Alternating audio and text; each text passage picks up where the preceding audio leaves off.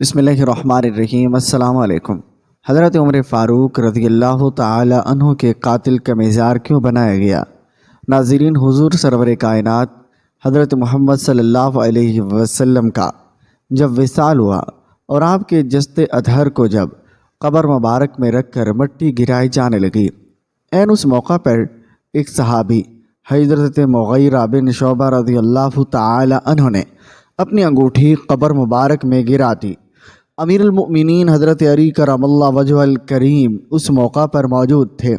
آپ نے حضرت مغیرہ رضی اللہ تعالی عنہ کو حکم فرمایا، اپنی انگوٹھی نکال لو۔ حضرت مغیرہ رضی اللہ تعالی عنہ قبر اطہر میں اترے اور رسول اللہ صلی اللہ علیہ وسلم کے قدم مبارک کو مس کیا اور اپنی انگوٹھی لے کر باہر نکل آئے، یعنی آپ سب سے آخری شخص ہیں جنہوں نے رسول اللہ صلی اللہ علیہ وسلم کے جسم اطہر کو چھوا تھا۔ امیر المؤمنین حضرت عمر بن خطاب رضی اللہ تعالی عنہ کے دور خلافت میں مغیرہ بن شعبہ کوفے کے عالم تھے اور ابن شہاب سے مروی ہے، امیر المؤمنین حضرت عمر بن خطاب رضی اللہ تعالی عنہ قیدیوں میں سے جو لوگ بالغ ہوتے تو انہیں مدینہ منورہ آنے کی اجازت نہیں دیتے تھے۔ ایک مرتبہ آپ کو کوفہ کے عامل مغیرہ بن شعبہ رضی اللہ تعالی عنہ نے ایک خط لکھا کہ میرے پاس ایک ایسا غلام ہے جو لوہار بھی ہے، بڑھائی بھی ہے اور نقاش بھی، لیکن چونکہ امیر المؤمنین آپ نے بالغ قیدیوں کے مدینہ داخل ہونے پر پابندی عائد کر رکھی ہے تو یہ مدینہ داخل نہیں ہو سکتا۔ اگر آپ اسے مدینہ منورہ داخل ہونے کی اجازت دے دیں تو یقیناً یہ مدینہ کے لوگوں کے لیے بہت فائدہ مند ثابت ہوگا۔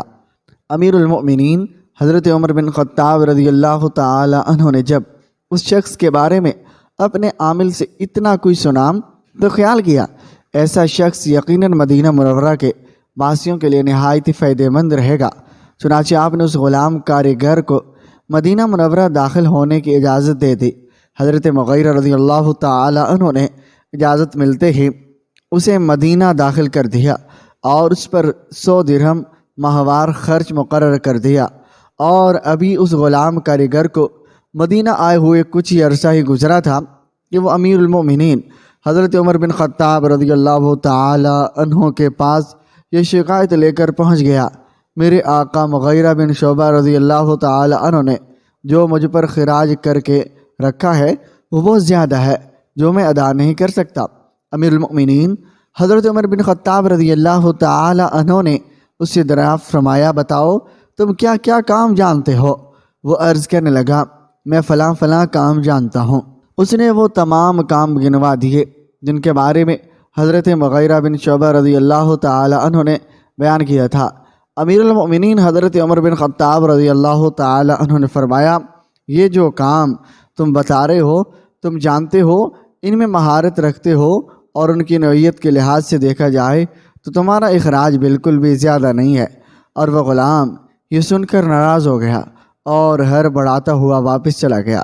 چند راتیں گزری، امیر المؤمنین حضرت عمر بن خطاب رضی اللہ تعالی عنہ کا گزرتے ہوئے پھر اس غلام سے سامنا ہو گیا اور آپ نے اس سے بلوایا اور فرمایا، کیا مجھ سے یہ نہیں بیان کیا گیا تھا کہ تو کہتا ہے اگر میں چاہوں تو ایسی چکی بنا دوں جو ہوا سے چلے؟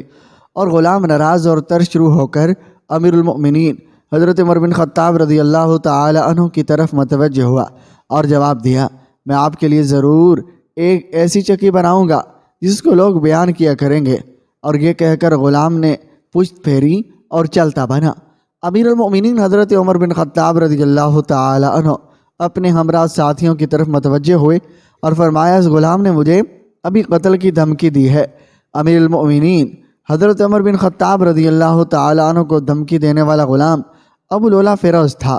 یہ ملعون صرف دھمکیوں کی حد تک ہی نہ رہا بلکہ اس واقعے کے چند راتیں گزرنے کے بعد ایک خنجر لیے صبح کی تاریکی میں مسجد کے کسی گوشے میں چھپ کر بیٹھ گیا اور برابر وہیں رہا، اور جہاں تک امیر المؤمنین حضرت عمر بن خطاب رضی اللہ تعالی عنہ فجر کی نماز کے لیے لوگوں کو جگاتے ہوئے وہاں پہنچ گئے، اور جیسے امیر المؤمنین حضرت عمر بن خطاب رضی اللہ تعالی عنہ اس بدبخت کے قریب ہوئے تو اس نے تیز خنجر سے آپ پر حملہ کر دیا اور خنجر کے 3 وار آپ پر کیے، اور جن میں سے ایک وار آپ کو ناف کے نیچے لگا جو گہرا تھا، اور اس نے پیٹ کے اندر کھال تک کاٹ ڈالی۔ پھر وہ مسجد میں موجود دوسرے لوگوں پر ٹوٹ پڑا اور 11 مزید نمازیوں کو بھی خنجر کے وار سے زخمی کر دیا۔ آخر میں اپنے خنجر سے خود کش کر لی، اور ایک اور روایت میں ہے اس نے کل 13 لوگ زخمی کیے تھے، جن میں سے صرف 4 زندہ بچے تھے اور بقیہ 9 شہید ہو گئے تھے، اور بعض کے نزدیک 9 بچے تھے اور 4 شہید ہو گئے تھے۔ حضرت عبداللہ بن عباس رضی اللہ تعالی عنہما سے مروی ہے کہ ابو لولہ مجوسی اور آتش پرست تھا، جو کہ ایرانی مجوسی فوج کا سپاہی تھا اور جنگ قادسیہ میں غلام کے طور پر قیدی ہوا تھا۔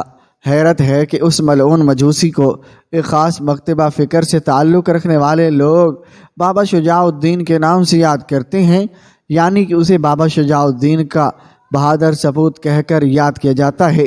یہی نہیں بلکہ ایران کے شہر کاشان میں ابو لولہ فیروز مجوسی کے نام سے ایک مزار بھی موجود ہے، جہاں لوگ باقاعدہ حاضر ہوتے ہیں، اور یہ مزار کب اور کس نے تعمیر کروایا اس کے بارے میں تاریخ خاموش ہے۔ البتہ 11ویں صدی کے شانہ انداز میں تعمیر کی گئی عمارت ہے، جو ایرانی ٹائلوں سے مزین مخروطی گنبد پر مشتمل ہے، اور اس سے بھی زیادہ حیرت کی بات یہ ہے کچھ سال پہلے تک اسلام کے دوسرے خلیفہ امیر المؤمنین حضرت عمر بن خطاب رضی اللہ تعالی عنہ کے شہادت کے دن کو جشن عمر کشی کے نام سے ایران کے تقریباً تمام بڑے شہروں میں منایا جاتا تھا، اور جیسے عرب ممالک کے پرزور احتجاج پر حکام نے بند کروا دیا تھا۔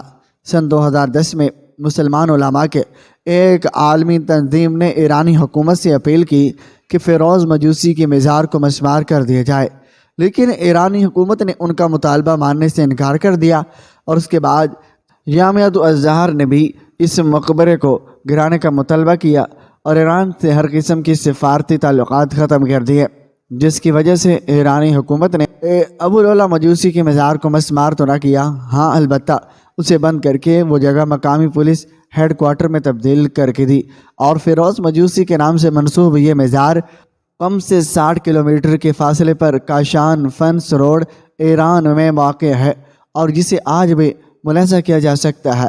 کثیر علماء سیرت نگاروں کا اس بات پر اتفاق ہے کہ ابو لولہ فیروز مجوسی اپنے اصلی دین یعنی کہ آتش پرستی پر قائم تھا، اور جیسا کہ حضرت ابن عباس رضی اللہ تعالی عنہما کا قول ہے، ابو لولہ مجوسی اور آتش پرست تھا، اگر بالفرض اس کے مسلمان یا کافر ہونے میں کوئی فیصلہ نہ ہو سکے تب بھی وہ ایک منافق اور قاتل تھا، جس نے اپنے دل میں منافقت رکھتے ہوئے عالم اسلام کی ایک عظیم شخصیت کو چھپ کر بے دردی سے قتل کیا اور پھر خودکشی کر لی۔ اور اس حقیقت کو مد نظر رکھتے ہوئے یہ فیصلہ کرنا آسان ہو جاتا ہے کہ اس کے مزار کی کیا حقیقت ہو سکتی ہے۔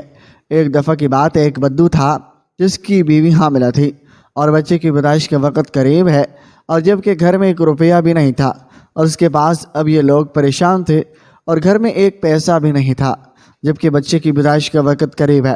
وہ ہمسایوں کے پاس گیا اور ہمیں کچھ قرض دے دو، اور انہوں نے کچھ نہ دیا، تو بدو کے ذہن میں ایک ترغیب آئی، کیوں نہ مدینے میں چلا جاؤں اور حضرت سیدنا عمر فاروق رضی اللہ تعالی عنہ کے پاس چلا جاؤں اور ان کے سامنے جا کر فریاد کروں، عرض کروں، وہ میری ضرور مدد کریں گے۔ اور یہ بدو اپنی حاملہ بیوی کو لے کر مدینہ کی طرف چلا گیا۔ چلتے چلتے اور جیسے مدینہ کی سرزمین پر قدم رکھا، شام ہو گئی، رات ڈھلنے لگی اور بچے کی پیدائش کا وقت قریب تھا، اور اس نے بیوی کو کہا، کیوں نہ ہم یہیں خیمہ لگا کر رات میں بسر کر لیتے ہیں، صبح ہوتے ہی حضرت عمر فاروق رضی اللہ تعالیٰ عنہ کے پاس چلے جائیں گے۔ رات میں یہ لوگ وہیں ٹھہرے۔ رات کا دوسرا پہر جب آیا تو بیوی کا درد بڑھ گیا اور وہ درد سے چیخنے لگی۔ بچے کی پیدائش کا وقت قریب ہے اور یہ بیوی کو حوصلہ دے رہا ہے اور ابھی فجر ہونے والی ہے، چلتے ہیں حضرت عمر فاروق رضی اللہ تعالیٰ عنہ کے پاس اپنا مسئلہ حل کرواتے ہیں۔ حضرت سیدنا عمر فاروق رضی اللہ تعالیٰ عنہ کی عادت تھی، آپ رات کے دوسرے پہر مدینہ کی گلیوں میں گشت کیا کرتے تھے اور فرمایا کرتے تھے کہ میرے حکمرانی میں اگر کوئی کتا بھی پیاسا مر گیا تو حساب عمر کو دینا پڑے گا۔ اس رات بھی حضرت عمر فاروق رضی اللہ تعالی عنہ مدینے کی گلیوں میں گشت فرما رہے تھے۔ آپ رضی اللہ تعالی عنہ نے دور سے دیکھا کہ خیمے میں آگ جل رہی ہے، اور آپ رضی اللہ تعالی عنہ نے غلام کو بھیجا، جا کر دیکھو کون بیٹھا ہے، رات کے اس پہر کوئی مسافر تو نہیں۔ غلام اس شخص کے پاس گیا اور اس نے کہا میری بیوی حاملہ ہے اور مجھے مدد کی ضرورت ہے۔ غلام نے واپس آ کر حضرت عمر فاروق رضی اللہ تعالی عنہ کو ساری بات بتائی۔ اللہ اکبر! حضرت سیدنا عمر فاروق رضی اللہ تعالی عنہ دوڑ کر گئے اور اپنی بیوی کو اٹھایا اور کہا اٹھو، اگر تمہیں ثواب مل رہا ہو تو تم لینا چاہو گی، اگر تمہیں نیکیاں مل رہی ہوں تو تم لینا چاہو گی۔ تو آپ رضی اللہ تعالی عنہ کی بیوی نے کہا کیوں نہیں حضرت۔ پھر آپ رضی اللہ تعالی عنہ فرمایا اٹھو، اور میرے یار کی بیوی درد میں مبتلا ہے اور میرے یار کی بیوی تکلیف میں مبتلا ہے، اور تھوڑی دیر میں بچے کی پیدائش کا وقت آنے والا ہے، اٹھو اور تھوڑی دیر کے لیے دائی بن جاؤ۔ اس نے ضرورت کا سامان ساتھ اٹھایا اور سیدنا حضرت عمر رضی اللہ تعالی عنہ سے کہنے لگی آپ تھوڑی سی لکڑیاں کندھے پر اٹھا لیں۔ حضرت عمر نے لکڑیاں کندھے پر اٹھائی اور اپنی بیوی کے ساتھ اس خیمے کی طرف گئے۔ آپ کی محترمہ خیمے کے اندر چلے گئی اور جہاں عورت چیخ رہی تھی، اور حضرت عمر فاروق رضی اللہ تعالی عنہ باہر اس بدو کے سامنے ہاتھ باندھ کر کھڑے ہو گئے۔ بدو نے سمجھا کہ یہ کوئی غلام ہے اور اس غلام کی بیوی دائی ہے، اور پر یہ اس کا شوہر ہے اور یہاں کا غلام ہے۔ اس نے حکم چلانا شروع کر دیا جلدی جاؤ اور لکڑیاں لے کر آؤ۔ آپ رضی اللہ تعالیٰ عنہ دوڑ کر جاتے اور لکڑیاں لے کر آتے، جلدی کرو آگ لگاؤ۔ آپ رضی اللہ تعالیٰ عنہ آگ جلاتے اور پھونک مارتے۔ ناظرین، اس نے حضرت عمر رضی اللہ تعالیٰ عنہ کے ساتھ نوکروں جیسا سلوک کرنا شروع کر دیا۔ وہ نادان یہ نہیں جانتا تھا کہ اس کے سامنے جو شخصیت کھڑی ہے وہ شخصیت کوئی اور نہیں بلکہ خود حضرت عمر رضی اللہ تعالیٰ عنہ ہے۔ پھر ایک دم سے خیمے کے اندر سے آواز آئی، یا امیر المؤمنین۔ یہ آواز آپ رضی اللہ تعالیٰ عنہ کی زوجہ کی تھی۔ آپ رضی اللہ تعالیٰ عنہ کی زوجہ محترمہ نے کہا آپ کو مبارک ہو، آپ کے یار کے گھر اللہ رب العالمین نے بیٹا نوازا ہے، اور آپ کے دوست آپ کے بھائی کو اللہ نے بیٹا عطا کیا ہے۔ جیسی بیگم صاحبہ نے آپ رضی اللہ تعالیٰ عنہ کو یا امیر المؤمنین کہا، بدو کے پاؤں تلوں سے زمین نکل گئی۔ سوچا کیا یہی امیر المؤمنین ہے، اور فوراً امیر المؤمنین کے پیروں میں گر گیا اور کہنے لگا یا امیر المؤمنین مجھے معاف کر دیجئے۔ اور یہ بدبخت آنکھیں نہ پہچان سکے اور آپ کون ہیں؟ تو امیر المؤمنین نے اسے اٹھایا اور اپنے سینے سے لگایا اور رو رو کر کہنے لگے اے بدو، تو نہیں جانتا یہ مدینہ منورہ ہے، اور یہ میرے پیارے آقا رسول اللہ صلی اللہ علیہ وسلم کا شہر ہے، اور یہاں امیروں کا نہیں غریبوں کا استقبال ہوتا ہے۔ یہاں تو غریبوں کو عزت ملتی ہے، یہاں تو غریبوں کی مدد کی جاتی ہے، اور یہاں تو غریبوں کو بادشاہ بنا دیا جاتا ہے۔ اور اسی واقعے سے ہمیں پتہ چلتا ہے کہ غریبوں کی مدد کرنے والا کبھی غریب نہیں ہوتا، اور غریب کی ضرورت کو پورا کرنے والا خود کبھی غریب نہیں ہوتا۔ اس لیے وہ لوگ کہتے تھے ہماری امیری بننے کی سب سے بڑی وجہ غریبوں کی مدد کرنا ہے۔